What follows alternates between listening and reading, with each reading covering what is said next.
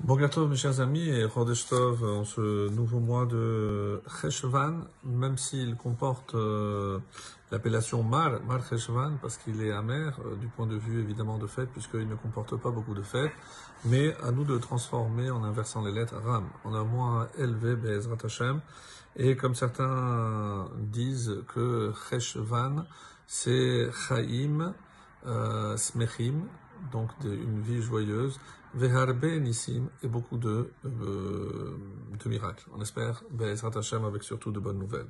Alors, on termine aujourd'hui le chapitre 30, et il nous restera que le chapitre 31 qui comporte, dans sa grande partie, comme vous le savez, Eshetraïl, l'éloge que le roi Salomon a fait pour la femme, et on verra en temps voulu si ça correspond à l'éloge que Abraham avait fait aussi pour Sarah.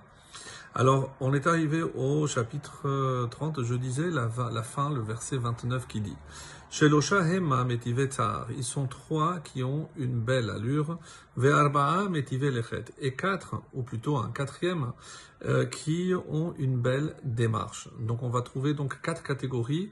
Trois qui apparemment ont une belle allure, et le quatrième, metive lechet, qui a une belle démarche. Alors, quelles sont ces quatre catégories? Laïch Gibor Bavehema. Le premier, Laïch comme le rapporte la Gemara dans Sanhedrin 95a, on dit que il y a 6 noms pour le lion, Kéfir, Lavi, Laïch, et donc Laïch étant un des noms que l'on donne au lion. Donc on va traduire Laïch Gibor Bavehema, le lion, le héros, le puissant parmi les bêtes, Velo Yashuv mi Penekol, qui ne recule devant rien. C'est-à-dire que parmi les animaux, il n'y a aucune bête qui lui fait peur, donc il avance, et c'est ça, c'est la belle allure, donc la prestance, parce qu'il ne recule devant rien. Verset 31, Zarzir Motnaim. Maintenant, une autre catégorie, donc on est passé dans les volatiles, et d'après les différents commentaires, Zarzir, c'est le nom d'un oiseau, et la version, on va dire, scientifique, c'est le Sturnus vulgaris, que l'on traduit par les tourneaux sansonnés. Les tourneaux, donc une espèce de passereau, donc un petit, comme un merle noir, qui chante. Zarzir Motnaim, Otaïch, ou alors ici, comme certains commentaires disent, et le bouc, puisque ça fait déjà 3 catégories. Donc le lion, pour les volatiles, donc c'est les tourneaux, et le bouc. Et enfin, le 4e catégorie, Umeler al-Kum Imo, et le roi qui a l'armée Imo avec lui.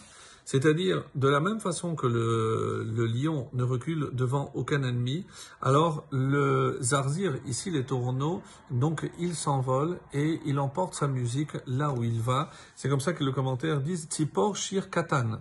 Donc c'est un oiseau qui chante, qui piaille.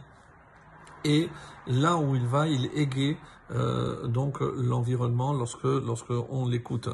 Et de la même façon, le taïch, le bouc, celui qui est capable de monter, mais aussi on dit parce que il a l'instinct d'un dirigeant. Donc il a toujours derrière lui le troupeau qui le suit.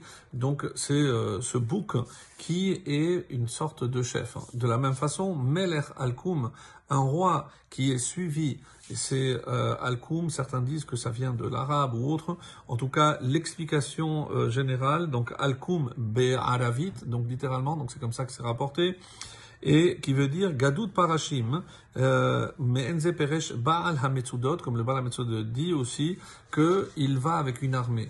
Donc un roi qui sait qu'il a une armée avec lui, ne recule ne devant rien et avance toujours. Donc ça c'est 4 catégories et on termine par les 2 derniers versets. Donc là c'est plutôt dans un autre registre, c'est Gasut Harouar Ve Shelriv Haba Beikboteha. Donc malheureusement, donc on le sait, les personnes qui ne cherchent que la dispute. Alors verset 32, Im Naval Tabehitnase, si tu as fait le saut Behitnase en t'enorgueillissant ou alors en essayant de dominer les autres. Ve Im Zamota Yad l'épée, et que tu aies réfléchi, mets la main sur la bouche, Yad la paix. Donc attention à ce que tu vas dire. Ki mit chalav yotichem-a, car en pressant, ici tous les commentaires concordent à dire que ici mit c'est pas un nom mais un verbe.